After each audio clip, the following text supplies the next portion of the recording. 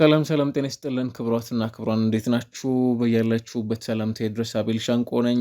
አራዳ ኤፍኤም 95.1 ዩቲዩብ ቻናል ላይ ትገኛላችሁ። ዛሬ በሚኖረን ቆይታ የእንግሊዝ ፕሪሚየር ሊግ የውድድር ዓመቱ ምርጥ ፈራሚ የሚል በዘቴሌግራፍ በኩል የወጡ 20 ፈራሚ ተጫዋቾች አሉ። እነዛን ተጫዋቾች በተመለከተ እንዳስሳለን። ነገር ግን እነዚህ ተጫዋቾች በሜዳ ላይ በነበራቸው ተጽዕኖ ምክንያት በውድድር ዓመቱ ከአንደኛ እስከ 20ኛ ድረስ የሚቀመጥ የደረጃ ሰንጠረዥ ላይ ይገኛሉ። ምናልባት ብዙሃኑ ሰዎች ላይ ያስማሙባቸው የሚችሉባቸው ርዕሰ ጉዳዮች ሊሆኑ ይችላሉ። ምክንያቱም እግር ኳስ እንደየተመልካቹ ስለሆነ ለዚህ ጽሁፍ መነሻ የሚሆነው ማክ ማጋሬዥ ይሆናል። ከ2019 ጀምሮ በዘቴሌግራፍ ጸሐፊ ከሆኑት መካከል አንዱ ነው። በተለይ እንግሊዝ ፕሪሚየር ሊግን የተመለከተና እንዲሁ ደግሞ ከእንግሊዝ ብሔራዊ ቡድን ጋር የተገናኙ መረጃዎችን ያቀርባል። ስለዚህ በመረጃ ደረጃ ጥራት ብዙ ጥያቄ የሚነሳበት ሰው አይደለም። እንደ መነሻ የምናነሳው በእንግሊዝ ፕሪሚየር ሊግ የብሪቲሽ ሪከርድ የነበረ የውድድር ዓመትን አሳልፈናል።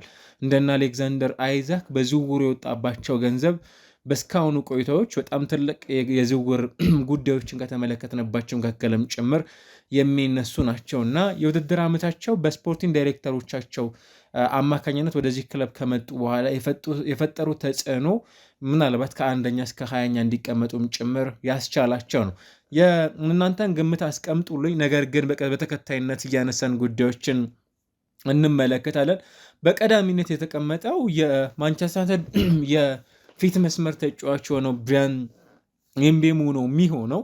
ይህ ተጫዋች ወደ ማንቸስተር ዩናይትድ ከመጣ በኋላ በጣም ተጽዕኖ እየፈጠሩ ከሚገኙ ተጫዋቾች መካከል በትልቁ ይነሳል። 65 ሚሊዮን ፓውንድ ነበር ከብሬንፎርድ ማንቸስተር ዩናይትድ ይህንን ተጫዋች ወደ ክለቡ ለማምጣት ያወጣው ገንዘብ እንደተመለከታችሁት ያወጣው በጣም አስደናቂ የሚባሉ የቡድኑ ከፍተኛ ጎል አስቆጣሪነትንም ጭምር እየመሩ ከሚገኙ ተጫዋቾች መካከል አንዱ ነው።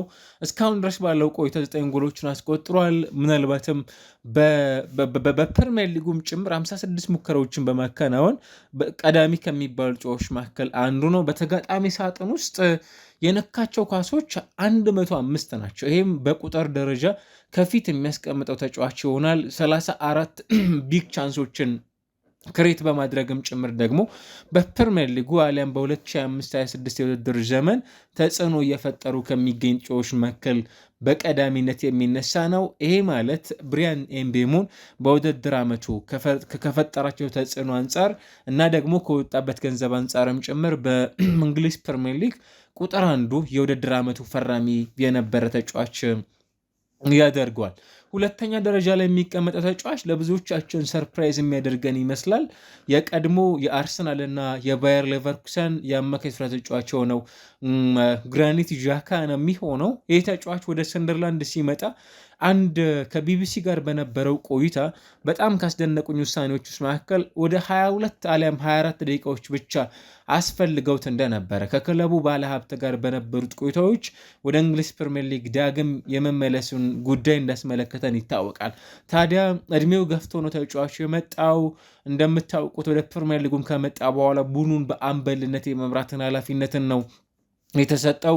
ይሄ ደግሞ ከዚህ ቀደም በአርሰናል ቤት ውስጥም ሲወጣ የነበረ ጉዳይ እንደነበረ እናስታውሳለን። በጀርመንም የነበረው ቆይታ የኢንቪንዚብል ቡድን አባል እንደነበረም ጭምር ይታወቃል። ስለዚህ እንደ አንድ ተጫዋች የወጣበት ገንዘብ ደግሞ 13 ሚሊዮን ፓውንድ ብቻ ነው። በጣም ትንሽ የሚባል የዝውውር ገንዘብ ነው የወጣበት ተጫዋቹ። ስለዚህ በፕሪሚየር ሊግ ውስጥ ያሳለፈው ቆይታ ደግሞ ከተመለከትን በጣም ጥሩ የሚባል ጊዜ ነው በክለብ ውስጥ እያሳለፈ የሚገኘው። በጣም የሚያስደንቀው 1176 ኳሶችን ለቡድን አጋሮቹ አቀብሏል እና ከዛ ባለፈ የግብ ዕድሎችን በመፍጠር በተለይ በሴት ፕሌይ በቡድን ውስጥ ወደ 11 አካባቢ ይጠጋል። በ5 ለቡድን አጋሮቹ ለግብ የሚሆኑ ኳሶችን አመቻችቶ አቀብሏል። ከዛ ባለፈ ደግሞ በእንግሊዝ ፕሪሚየር ሊግ የግብ ዕድሎችን በመፍጠር ቁጥር 2 ተጫዋች ያደርገዋል። 25 የግብ ዕድሎችን በመፍጠር በሰንደርላንድ ብሎም በእንግሊዝ ፕሪሚየር ሊግ የተመለከትናቸው ከሚገኙ ተጫዋቾች መካከል በቁጥር 2ነት የሚቀመጥ ተጫዋች ያደርገዋል። ምናልባት ሌላኛው ጉዳይ የሚሆነው የማርክ ጉይን ጉዳይ ነው። ማርክ ጉይን በተመለከተ አይዶኖ ለምን እዚህ ጋር መቀመጥ እንደቻለ በግሌም ለኔም ጥያቄ ከፈጠረብኝ መካከል አንዱ ነው። የማርክ ጉሂን ተጽዕኖ ፈጣሪነት ማየት ይኖርብናል ብዬ የማስበው የውድድር ዓመቱ መጨረሻ ላይ ማንቸስተር ሲቲ በሚኖረው የውጤት ኢቫሉዌት መደረግ ሲችል ይመስለኛል። ያ ካልሆነ በቀር ለተጫዋቹ ገና ካሁኑ እዚህ ቦታ ላይ እንዲቀመጥ ያስቻሉት ምክንያቶች ብዙም ማሳማኝ ናቸው ለማለት ያስቸግራል። 25 ዓመቱ ላይ ነው የሚገኘው። ክሪስታል ፓላስ ኦፍኮርስ የመጨረሻዎቹ የኮንትራት ቆይታዎቹ ናቸው የሚቀሩት የነበረው እንደነ ፓሪሰን ጀርመ፣ ማንቸስተር ሲቲ፣ ራሱ ባርሴሎና፣ ፓሪሰን ጀርመ ያሉ ክለቦች ይፈልጉታል። እንዲሁም ደግሞ የስፔን ሀያላን ክለቦችም ጨመረና ነገር ግን በዚህኛው የጥር የተጫዋች የዝውውር መስኮት ነበር ተጫዋቹ ወደ ማንቸስተር ሲቲ ኢቲሃድ የመጣው። ነገር ግን ወደዚህ ቡድን ከመጣ በኋላም ጥሩ የሚባል እንቅስቃሴን እያሳለፈ ነው የሚገኘው። ነገር ግን በእነዚህ ቆይታዎች ኢቫሉዌት ለማድረግ የሚያበቃ ምክንያት አሉት አይዶን ነው፣ ብዙ የሚያስማማኝ አይደለም። ነገር ግን ተራ ቁጥር 3 ላይ በዚህ ውድድር ዓመት ምርጥ ከሚባሉ ፈራሚዎች መካከል እንደ አንዱ የሚቀመጥ ነው በሚል ተቀምጧል። አራተኛ ደረጃ ላይ ያለው የማንቸስተር ዩናይትድ ግብ ጠባቂ የሆነው ቤልጅየማዊው የ23 ዓመቱ ሴኔ ላመንስ ይሆናል። ይሄ ተጫዋች እንኳን ብዙ የሚያስማማን ይመስላል። እንደምታውቁት ማንቸስተር ዩናይትድ በተለይ ከኤድዊን ቫንደርሰር በኋላ በግብ ጠባቂ ቦታ ላይ ዴቪድ ዴያን ከተካ በኋላ ባለፉት ጥቂት ጊዜያቶች ውስጥ ማንቸስተር ዩናይትድ በግብ ጠባቂዎች ፍጹም እየተቸገረ የሚገኝ ቡድን ነው። እንደ አንድሬ ኦናና እንዲሁ ደግሞ ሌላው አልታይ ባይንደር ለአጭር ጊዜም ቢሆን በቡድን ውስጥ በግብ ጠባቂነት አገልግሏል። ነገር ግን የማንቸስተር ዩናይትድን የግብ ጠባቂነትን ሚና በብዙ ከቨር ሊያደርጉ የቻሉ ተጫዋቾች አይደሉም። ይልቁኑ እንደነ ኤሚሊያኖ ማርቲኔዝ ያሉ ተጫዋቾችንም ጭምር ክለቡ ወደ ግብ ጠባቂነት ኃላፊነት ሊያመጣ እንደነበርም ጭምር ይታወቃል። አሁን በሾት ስቶፒንግ ጎል ኪፐርነት በእግር ኳስን በመጫወት በቴክኒካል አቢሊቲው ከዛ ባለፈ ደግሞ በጣም በአጭር ጊዜ ውስጥ የማንቸስተር ዩናይትድን የግብ ጠባቂነትን ሚና በጣም በአግባቡ በመወጣት የተሻለ ጊዜን እያሳለፈ የሚገኝ ተጫዋች መሆኑንም ጭምር እያስተዋለ ነው። በእንግሊዝ ፕሪሚየር ሊግ ቁጥር 2 የግብ ዕድል መሆን የነበረባቸውን ኳሶች በማዳን ደረጃ ከብራይተን ኤንድ ሆቭ አልቢዮኑ ግብ ጠባቂ ባርት ቨብሩገን ቀጥሎ ሁለተኛው ግብ ጠባቂ ያደርገዋል። 5.59 ጎል መሆን የነበረባቸውን ኳሶች በማዳን ሴኔ ላመንስ ቁጥር 2 ምርጡ ፈራሚ ከሚባሉት መካከልም ጭምር ያስቀምጠዋል። አምስተኛ ደረጃ ላይ የሚቀመጠው በተመሳሳይ ጂያንሉጂ ዶናሩማ ነው። ከማንቸስተር ሲቲ ከፓሪስ ሰን ዠርሜን ተጫዋች ሲመጣ ማንቸስተር ሲቲ ጄምስ ትራፎርድ ነበር በግብ ጠባቂነት ሲጠቀም የነበረው። በተለይም ከኤደርሰን ሞራይስ ከዚህ ክለብ ጋር መለያየት በኋላ ማንቸስተር ሲቲ የትኛውን ግብ ጠባቂ ያመጣል የሚል ጥያቄዎችም ጭምር ሲነሱ ነበር። እርግጥ ነው በሲቲ ቤት ውስጥ የዚህ ተጫዋች መምጣት በጣም ጥሩ ጊዜን እያሳለፈ የሚገኝ ተጫዋች መሆኑንም ጭምር እያየንበት እንገኛለን እና ወደ 73 በመቶ በ2005/26 የውድድር ዓመት ኳሶችን ሴቭ ያደርጋል። ይህም እጅግ በጣም ጥሩ ነው። ከዛ ባለፈ በእንግሊዝ ፕሪሚየር ሊግ ሶስተኛው ግብ ጠባቂ ያደርጓል ብዙ ኳሶችን ፓንች በማድረግ 23 ኳሶችን። ከዛ ባለፈ ደግሞ በፓሲንግ አኪሬሲ የሚያቀብላቸውን ኳሶች በተሰካ ሁኔታ በማቀበል ከአሊሰን ቤከር በመቀጠል ቁጥር 2 ላይ የሚቀመጠው ግብ ጠባቂ ነው። 78.2 በመቶ የሚያቀብላቸው ኳሶች የተሳኩ መሆናቸውንም ጭምር እየተመለከትን እንገኛለን። ስድስተኛ ደረጃ ላይ መቀመጥ የቻለው ተጫዋች አይዶን ነው። ሲዝኑ ሲጠናቀቅ በውድድር ዓመቱ መጨረሻ ላይ ቁጥር 1 እድል የማግኘት እድል እንዳላቸውም ጭምር ከማሰባቸው ተጫዋች መካከል አንዱ ነው። የአርሰናሉ የአማካይ ስፍራ ተጫዋች ነው ማርቲን ዙቢሜንዲ። ከሪያል ሶሲዳድ የተጫዋች ወደ አርሰናል ሲመጣ እንደነ ሊቨርፑል ሌሎችም የእንግሊዝ ፕሪሚየር ሊግ ክለቦች ይፈልጉት የነበረ 60 ሚሊዮን ፓውንድ ለዝውውር የወጣበት አሁን በገበያው ላይ ከ100 ሚሊዮን ፓውንድ በላይ ደግሞ ገንዘብ ሊወጣበት እንደሚችልም ጭምር የሚታሰበው የማርቲን ዙቢሜንዲ ቆይታ ፍጹም አስደናቂ መሆኑንም ጭምር የተመለከትን እንገኛለን። በኦፕን ፕሌይ በርካታ ኳሶችን በማቀበል በፕሪሚየር ሊጉ በጣም ምርጥ ከሚባሉ ጨዋቾች መካከል አንዱ ነው፣ ወደ 296 ኳሶች። ከዛ ባሻገር ደግሞ በእንግሊዝ ፕሪሚየር ሊግ ከሚገኙ አማካይ ስፍራ ተጫዋቾች መካከል ብዙ ሙከራዎችንም ጭምር ማከናወን የቻለው ተጫዋች እሱ ነው። 66 የቢውልድ አፕ ፌዞች ላይ ኳሶች ላይ ተሳትፏል። ከዛ ባለፈ በአርሰናል በጣም ጥሩ የሚባለው በእንግሊዝ ፕሪሚየር ሊግ በ27 ጨዋታዎች ላይ ተሳትፏል። ይህም በጣም አስደናቂ ከሚባሉት ስታቲስቲክሶች ተጫዋቾቹ መካከል እንደ አንዱ እናነሳዋለን። ወደ 2360 ደቂቃዎችንም ጭምር ሜዳ ውስጥ ማሳለፍ የቻለ በዚህ ውድድር ዓመት ከተመለከትናቸው ኤክሰፕሽናል የቡድን ቆይታዎችም ጭምር እናነሳዋለን። በጣም አስደናቂ የሚባሉ ቆይታዎች ደግሞ እንዳሉትም ጭምር ፍጹም የሚዘነጋ እንዳልነበርም ጭምር የምናስታውሳቸው ጎሎች እንዲሁም የመርሃ ግብሮች ተሳትፎ አሉት። በጣም አስደናቂ በሚባለው የኖቲንጋም ፎረስት ከዛ ባለፈ በጣም ታይት ሆነው በሚጫወቱ ቡድኖች ላይ ከሩቅ ወይም ከሳጥን ውጭ አክርሮ በሚመታቸው ኳሶች የሚያስቆጠራቸው ጎሎች ደግሞ የዚህ ውድድር ዓመት የምርጥ ፈራሚያን ስም ዝርዝር ውስጥ ከፊት እንዲቀመጥም ጭምር የሚያስችሉት ተጫዋች መሆኑን ደግሞ መዘንጋት ያለብን አይመስለኝም። 7ኛ ደረጃ ላይ የሚቀመጠው ሁጎ ኤኪቲኬ ነው። ቀደም ብሎ የኒውካስል ተፈላጊ የነበረ ተጫዋች እንደነበር እናስታውሳለን። ነገር ግን ሊቨርፑል እና ኒውካስል እልህ ውስጥ በመጋባታቸው ምክንያት አሌክዛንደር አይዛክን አለቅም በሚል ሊቨርፑሎች ይህንን ተጫዋች ማስፈረማቸው ይታወቃል። እና ወደ ፕሪሚየር ሊጉ ከመጣ በኋላ በጣም ጥሩ ጊዜን እያሳለፈ ነው የሚገኘው። 15 ጎሎችን አስቆጥሯል እንግዲህ በሁሉም ውድድሮች በአጠቃላይ እና ይህም በጣም ጥሩ የሚባል ቆይታን እያሳለፈ ነው የሚገኘው። ምናልባት በአንድ ጎል ለማስቆጠር በፕሪሚየር ሊግ ውስጥ በጣም ጥሩ ጊዜን የሚያሳልፍ ተጫዋችም ጭምር ያደርገዋል። 9 ደቂቃዎችን ብቻ በፕሪሚየር ሊግ ቆይታዎቹ ማሳለፍ ይጠበቅበታል ጎሎችን ለማስቆጠር እና ይህም በጣም አስደናቂ የሚባል በአቬሬጅ በፕሪሚየር ሊግ ከምንመለከተ ተጫዋች መካከልም ጭምር እንደ አንዱ እናነሳዋለን። በአጠቃላይ ግን በሊቨርፑል ቆይታዎች 161 ደቂቃዎችን ያስፈልጉታል አንድ ጎል ለማስቆጠር። ይህም ማለት 6ኛው ፈጣኑ 10 ጎሎች ላይ መድረስ የቻለ የሊቨርፑል ተጫዋችም ጭምር ያደርገዋል። በ21 ጨዋታዎች 10 ጎሎችን በሊቨርፑል መለያ ማስቆጠር የቻለ 7ኛው የእንግሊዝ ፕሪሚየር ሊግ የ2025/26 የውድድር ዘመን የዘ ቴሌግራፍ ምናልባት ምርጡ ፈራሚ የሚል ዝርዝር ውስጥ ተካቷል። 8ኛ ዦ ፔድሮ ነው። በእርግጥ የሚገባው አይነት ተጫዋች ይመስለኛል። ዦ ፔድሮም ቼልሲን ሲቀላቀል 60 ሚሊዮን ፓውንድ ነበር ለዝውውሩ የተጫዋች የወጣበት። በቼልሲ የዓለም ክለቦች ዋንጫን አሳክቷል። ወደ ቡድኑ ከመጣ በኋላ በጣም ጥሩ ጊዜን እያሳለፈ ነው የሚገኘው። ስቲል 14 ጎሎችን አስቆጥሯል። በጣም ወሳኝ የሚባሉ የቡድኑ የፊት መስመር ተጫዋቾች በሌሉበት ወቅት ላይ ደግሞ ይህንን ማድረግ የቻለም ጭምር ተጫዋች ነው። እንደነ ሊያም ዴላፕ በጉዳት ምክንያት በቡድኑ ውስጥ ባልነበሩበት ወቅት የቡድኑ ከፍተኛ ጎል አስቆጣሪነትንም ጭምር እየመራ ነው የሚገኘው። አክቹዋሊ እነሱም ኖረው ጎል በማስቆጠር ደረጃ የተሻለ ተጫዋች የሆነው እሱ ነው እና በጣም ጥሩ ጊዜን እያሳለፈ የሚገኝ ተጫዋች መሆኑንም ጭምር ተመልክተናል። ኤርሊንግ ሃላንድ ምናልባት በፕሪሚየር ሊጉ በጣም አስደናቂ የሚባል የፊት መስመር ተጫዋች ነው። ልክ ነው። ብዙ ጎሎችንም ጭምር ማስቆጠር የቻለው ተጫዋች መሆኑን መዘንጋት ያለብን አይመስለኝም እና ምናልባት ከዓለም ዋንጫ ወዲህ ባሉት ቆይታዎች በፕሪሚየር ሊጉ በሁለት ተጫዋቾች ብቻ ጎሎችን በማስቆጠር የሚበለጥ ተጫዋች ነው፣ በኢጎር ቲያጎ እና እንዲሁም ደግሞ በኤርሊንግ ብራውት ሃላንድ። ከዛ ባለፈ ግን ሌላው የፕሪሚየር ሊጉ በጣም ጥሩ ጊዜን እያሳለፈ የሚገኝ ተጫዋችም ጭምር ያደርገዋል። 9ኛ ደረጃ ላይ የሚቀመጠው ተጫዋች ሮቢን ድሮፊሽ ነው።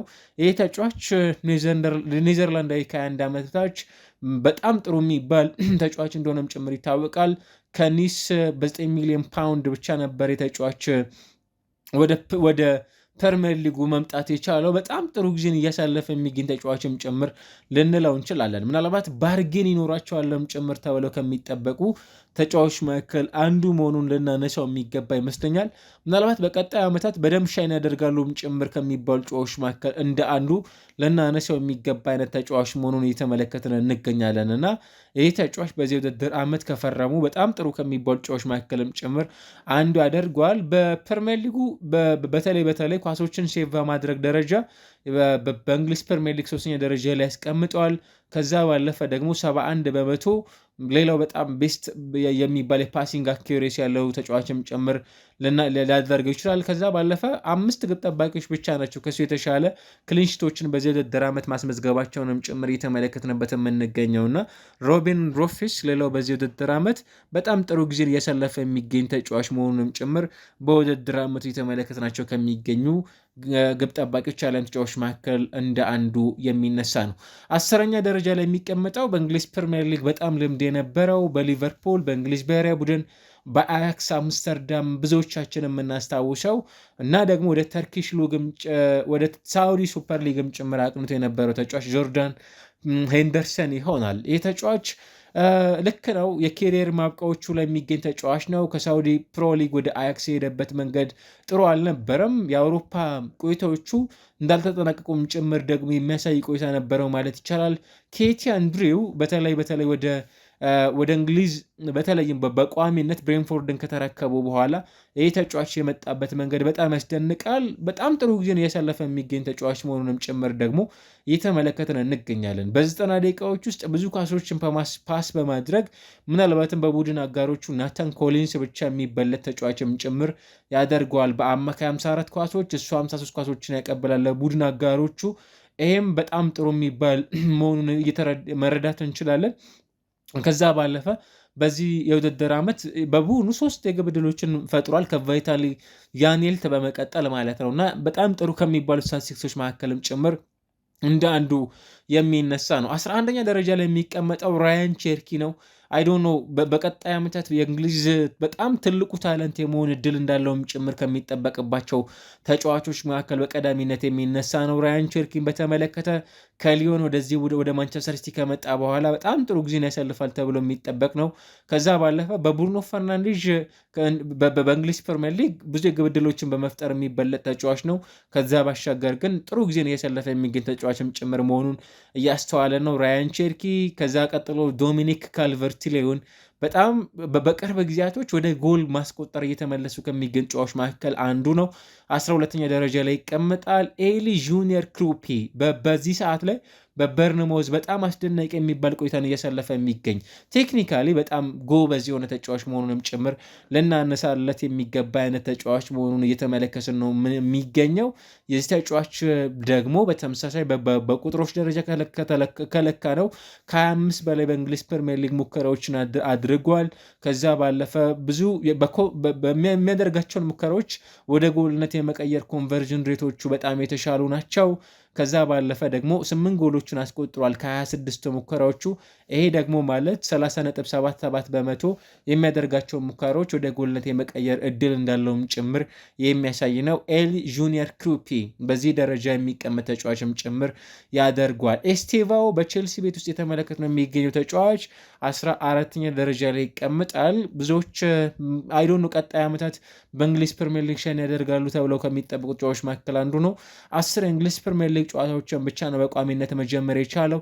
ከዛ ባለፈ በሲዝኑ በቼልሲ ቤት ውስጥ በብዙ የሚጠበቅ ነው። ገና 18 ዓመት ላይ ነው የሚገኘው። 29 ሚሊዮን ፓውንድ ወጥቶበት ነበር ወደ ስታንፎርድ ብሪጅ መምጣት የቻለው። ከዛ ባለፈ በብዙ ተስፋ ከሚጣለባቸው ተጫዋቾች መካከልም ጭምር እንደ አንዱ የሚነሳ ነው። ከዛ ባለፈ ቀደም ሲል ካነሳ ነው በኤሊ ጁኒየር ክሩፒ ብቻ ነው በጎሎች ኮንትሪቢሽን የሚበለጠው። በፕሪሚየር ሊግ ውስጥ እስካሁን ድረስ 2 ጎሎችን አስቆጥሮ 2 ለግብ የሚሆኑ ኳሶችን አመቻችቶ ማቀበል የቻለ ተጫዋች መሆኑንም ጭምር ያደርገዋልና ሌላው በፕሪሚየር ሊግ ውስጥ ጥሩ ጊዜን እያሳለፈ የሚገኝ ተጫዋች መሆኑንም ጭምር የተመለከተ ነው።